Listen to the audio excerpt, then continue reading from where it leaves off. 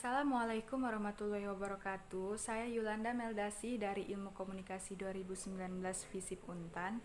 Jadi pada video kali ini saya akan membahas salah satu fenomena sosial yang sangat akrab di telinga kita, yaitu tren YouTuber di Indonesia.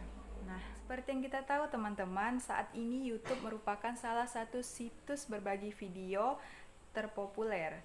Nah, bahkan akhir-akhir ini YouTube disebut-sebut sebagai pengganti dari televisi.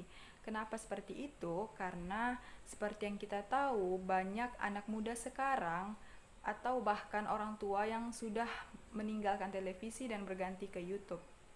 Mungkin ini dikarenakan platform sosial media tersebut menyediakan banyak video menarik dan kreatif, entah itu video edukasi, olahraga, musik, kuliner, dan lain-lain. Lalu, apa itu YouTuber? YouTuber merupakan sebutan yang tepat untuk pengguna YouTube yang mengunggah konten menarik di akun channel YouTube mereka. Nah, YouTuber sendiri bisa juga disebut sebagai profesi sekaligus hobi. Di era modern ini teman-teman, banyak sekali YouTuber baru yang bermunculan. Bukan hanya dari orang-orang biasa saja, namun juga dari kalangan para artis. Nah, dari kalangan para artis sendiri, banyak sekali artis yang pada akhirnya menjadi YouTubers. Di sini saya akan mengambil salah satu contoh, yaitu Raffi Ahmad dan Nagita Slavina dengan channel Rans Entertainment. Nah, channel ini sudah memiliki banyak sekali subscriber. Ini dikarenakan konten-konten yang mereka tampilkan menarik dan memiliki banyak viewers, teman-teman. Bahkan Rans Entertainment pernah berkolaborasi dengan idol dari Korea Selatan, yaitu dari perusahaan SM Entertainment. Ada Siwon dari Super Junior dan juga Jeno dan Jaemin dari NCT Dream. Bisa saja ini yang menyebabkan channel Rans Entertainment disukai oleh semua kalangan masyarakat Indonesia, khususnya K-popers, karena mereka telah berhasil mengajak idol dari Korea Selatan, yaitu idol dari SM Entertainment, untuk berkolaborasi, yang membuat konten yang mereka sajikan itu menjadi menarik untuk para penggemar K-pop atau K-popers.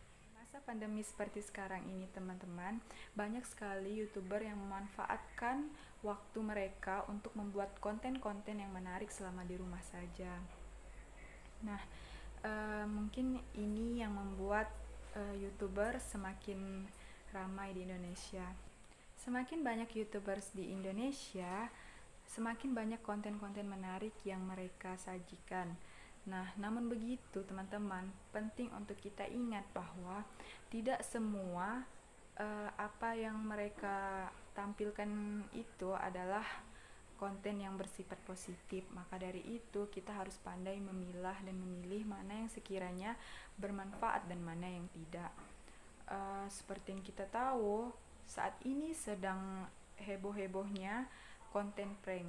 Nah, hampir semua YouTuber pasti pernah membuat konten prank.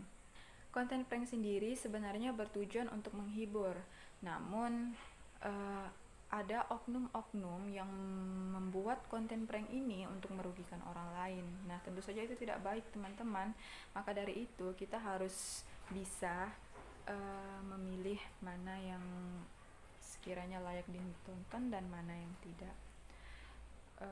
Selanjutnya teman-teman, saya akan membahas alasan mengapa kira-kira orang ingin menjadi YouTuber. Nah, menurut saya sendiri itu yang pertama karena YouTube menghasilkan uang. Menurut saya ini merupakan alasan utama bagi sebagian orang saat ingin menjadi YouTubers. Karena seperti yang kita tahu sudah banyak YouTuber yang menghasilkan banyak uang dari YouTube. Yang kedua adalah YouTube sebagai media mengekspresikan diri. Nah, jadi seperti yang kita tahu di YouTube itu selain ada konten prank juga ada yang namanya vlog. Nah, vlog ini yaitu video blog. Jadi vlog ini biasanya isinya yaitu tentang keseharian seseorang atau hobi-hobi seseorang. Jadi YouTube mereka gunakan untuk menunjukkan siapa diri mereka kepada masyarakat, yang mungkin di kehidupan nyata mereka tidak bisa menunjukkan diri mereka seperti itu. Jadi YouTube ini sebenarnya bisa menjadi alat mereka mengekspresikan diri dan meningkatkan kepercayaan diri mereka. Nah, yang ketiga, dari YouTube bisa populer, bisa terkenal. Tentunya pasti banyak orang yang ingin terkenal. Nah, sudah banyak bukti bahwa menjadi YouTuber itu bisa terkenal. Seperti yang bisa kita ambil contoh yaitu Atta Halilintar. Siapa sih sekarang yang tidak mengenal Atta Halilintar sebagai YouTuber yang paling ternama di Indonesia? Nah, tentunya orang-orang ingin menjadi YouTuber pasti ingin dikenal seperti Atta Halilintar. Dan yang terakhir itu karena sebuah anggapan, pandangan atau persepsi bahwa profesi YouTuber adalah profesi yang keren. Nah, karena semakin banyak YouTuber di Indonesia, jadi orang-orang berpikir bahwa menjadi YouTuber itu adalah sesuatu yang keren. Maka dari itu menjadi alasan orang mengapa ingin menjadi YouTuber juga. Selanjutnya saya akan membahas tentang kaitan fenomena sosial yang saya angkat dengan materi psikologi sosial. Kira-kira ada kaitannya nggak sih? Tentu saja ada. Menurut saya kaitannya yaitu di fenomena sosial yang saya angkat ini ada beberapa proses yang terjadi. Yang pertama itu proses imitasi, seperti yang telah dipelajari di psikologi. Imitasi ini merupakan proses meniru namun tidak secara keseluruhan. Nah, saat orang melihat para YouTuber terkenal seperti Atta Halilintar, pasti banyak juga orang yang meniru Atta Halilintar dengan cara menjadi YouTuber. Maka dari itu saya simpulkan proses imitasi di sini terjadi, dan hal inilah yang menyebabkan YouTuber di Indonesia ini semakin menjamur karena banyaknya orang yang mengimitasi para YouTuber yang sudah terkenal. Yang kedua itu ada proses sugesti. Sugesti ini merupakan proses mempengaruhi yang bisa dilakukan orang lain dan diri kita juga dan diri.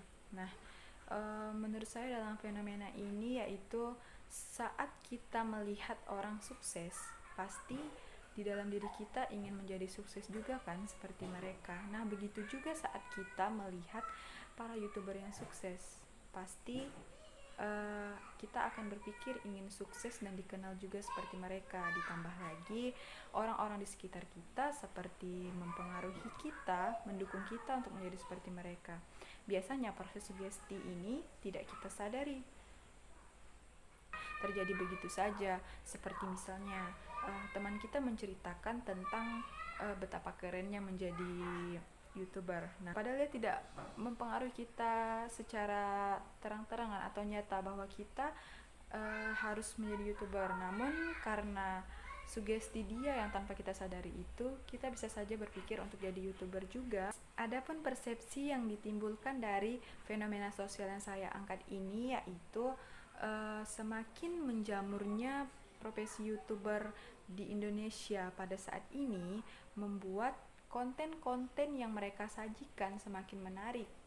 Nah, yang kedua itu yaitu ada sikap yang ditimbulkan dari fenomena tersebut, yaitu kita patutnya harus dapat memilih dan memilah yang mana yang sekiranya baik dan mana yang sekiranya buruk dari konten-konten yang mereka tampilkan. Nah, yang ketiga itu ada disonansi kognitif. Jadi sebelumnya disonansi kognitif ini merupakan kesenjangan dari pengetahuan dan perilaku yang ditunjukkan. Jadi di sini menurut saya disonansi kognitifnya yaitu para YouTuber tahu bahwa yang membuat konten-konten mereka itu menjadi terkenal dan populer karena konten-konten mereka menarik. Namun begitu, masih banyak juga YouTuber yang membuat konten-konten yang merugikan orang lain hanya demi ketenaran mereka. Sekian teman-teman penjelasan saya mengenai fenomena sosial tren profesi YouTuber di Indonesia. Kurang lebihnya saya minta maaf teman-teman. Wassalamualaikum warahmatullahi wabarakatuh. Bye.